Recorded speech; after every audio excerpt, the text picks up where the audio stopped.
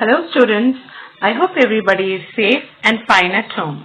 Today I am going to take a lesson from your supplementary reader. This is the first lesson and the lesson's name is How the Camel Got Its Hump. Children, we all know that camel is born with its hump, but this is an imaginary story written by Rudyard Kipling. So before we get into the story, let me give you a brief note about Rudyard Kipling. So Rudyard Kipling is an English journalist. He was born in India and was a famous short story writer, and he has written a lot many poems and novels. His famous books include Jungle Books. You all might be familiar with the character Mowgli, don't you children? Yes. So he was also awarded Nobel Prize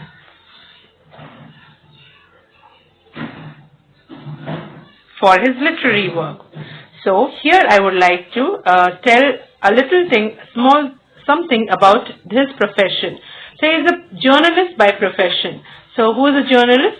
Journalists are people who gather and write news for newspapers, magazines and journals, right? So Rudyard Kipling was a famous English journalist. He was born in India and he belonged to England, right? So now let's get into the lesson. Our lesson begins at a time when the world was newly formed. Now this lesson is a fable. So children, I hope you remember what is a fable. I have already explained the meaning of fable in our poem, The Ant and the Cricket. Right children? So a fable is a short story where animals play the main character, right?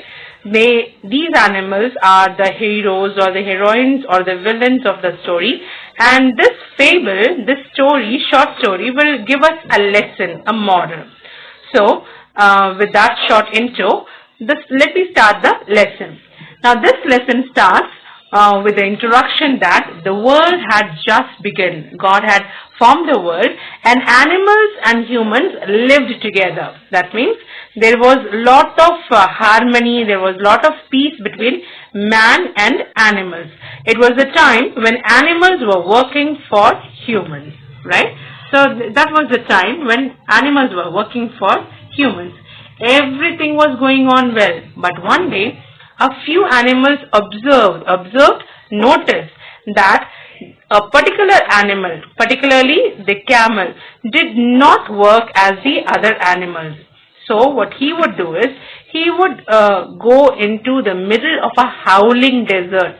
Children, do you know what is a howling desert? A desert, in desert you do not have vegetation, you don't have more trees and plants. So what will happen when the wind blows in a high speed, you will get a howling sort of a noise, and that's why it is called as howling desert. So the camel would go and will live in the howling desert, and it would eat only the thorny bushes and the plants, the prickly plants which grow in that, and it won't do any work. It was because it was a very lazy animal. So all the animals were quite surprised why this animal is not working. And even if any animal went up to him and asked, "Hey camel, why don't you come and work with us?" all the camel would reply is, "Hump." If someone goes and asks like, "Camel, did you take your morning food?" then also it would reply, "Hump."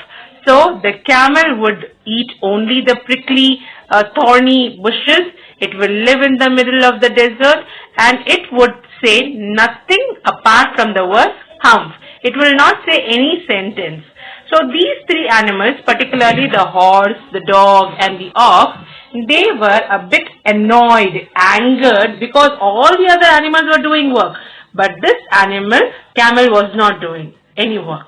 So what happened the first day of the week?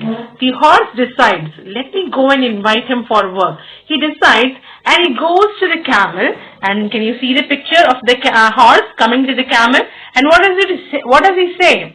"Camel, oh camel, why don't you work and trot? Why don't you come and trot like the rest of us?" So The horse went up to the camel and he says, come on, invite camel, come on, come and trot like us. Now trotting is a kind of walking style of horses. But then, as you know, what would have the camel replied? It replied, hump. The horse got annoyed, it was fed up, discouraged. So he went away sadly. The second day, that is on Tuesday, the dog decides to hold a talk. So, maybe horse is not successful. I'll go and invite camel to work. Thinking like that, the dog went to the camel and he said, oh camel, come and fetch like the rest of us. Fetch means bringing back something. So, when you throw a bone, what will the dog do? It will go pick it up and bring it back, right? That is called as fetching. The same manner, it went and he said, camel, come and fetch like the rest of us. What did the camel say? Yes, it said, hump. The dog was also very discouraged and it was very sad that the camel did not listen to its word also. So it also went away very sadly. The third day, children, it was the ox turn, and determined, it was very strong in opinion that it is going to make the camel work. So it was determined, it had decided, come what may, I'm going to make the camel work. So on the third day, that is on Wednesday, the ox goes to the camel and says, camel, come and plow like the rest of us. What is plow? You all know. The oxes, they work in farms and they plow the field for the farmers. So, what do you think the camel would have answered? Can you see it, children? Yes, the camel answered, hump, right? So, the ox was also very angry that the camel did not listen to him also, and it went away sadly. What happens next? The three hold a panchayat, that is, the three hold a meeting and they discuss what should we do. Then they think of their master and they decide that they are going to complain this thing to their master. So, the three of the animals, who? The horse, the dog and the ox, the three of them go and tell, Master, look at this animal called camel. It's not working it's not working with us and all it says is hump. The man who is their master, can you see the man here? Yeah, the man who has to give a fair judgment, no? Children, what did he do?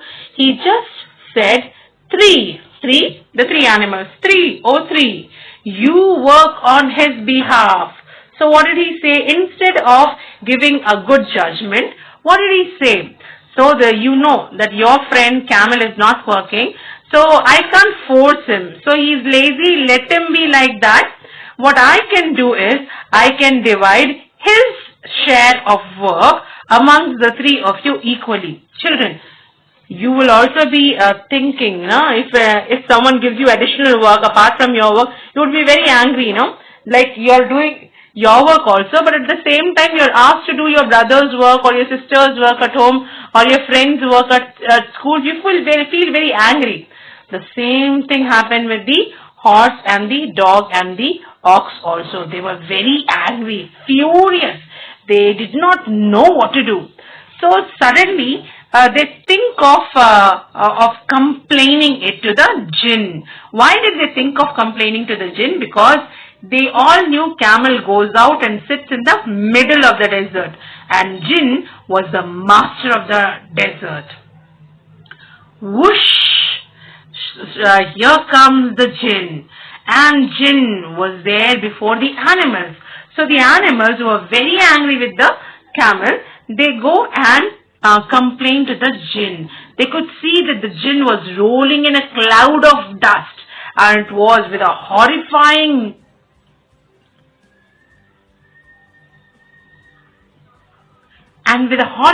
noise.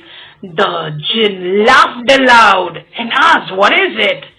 Then the horse says, well, there is a certain creature, there is an animal who lives in the middle of the desert. He has a long neck and he has long legs and he hasn't done a single piece of work since Monday. Is it right for someone to be idle, to be lazy? Come on, tell me, Ginny. So the genie says, no, it's not right. Genie could see how the dog was angry, how the ox was angry, and how the horse was complaining. So he says, no, it's not right for someone to be idle, someone to be lazy. Everybody is born to do some work. If we all have to do our work, and if we do not do, then what will happen? Our body will become fat, and it will not do the work it is supposed to do. Everything will become slow, and finally we will not even be having the strength to walk. So it said, no, it's not right for anyone to be idle, to be lazy. Like that the jinn replied.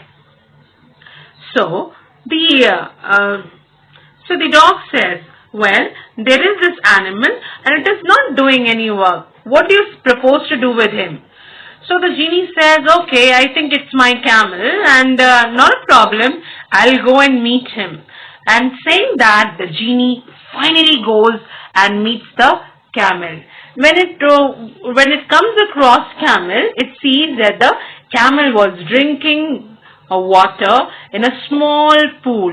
It was looking at his own reflection. You all know, when you look into the water, you will find your own reflection. You can find yourself, the reflection. So the camel was also looking at his own reflection, and it was admiring how beautiful body, how strong, long neck and long legs it has. So the genie asked, what is this, my friend? I'm hearing so many complaints about you. So as usual, what did the camel say? Yes, the camel said, hump. What happens next? Let's see in the other page. In the next page, as the genie was asking, like, what am I hearing so many complaints about you? The camel answered, hump. So the genie asked, don't you regret that you have not done any work since Monday? The camel again replied, hump. Again, genie asked some other question. To that also, the camel replied, hump. The genie got so annoyed with the camel that he decided it is better to punish the animal. So the genie says, if I had been you, I wouldn't have repeated that word. So, Jay say, this word is so simple for you. You think it is very good and very easy. If I had been you, it means if I were you, I would have thought what I'm saying and I wouldn't have repeated that word. Suddenly something happens.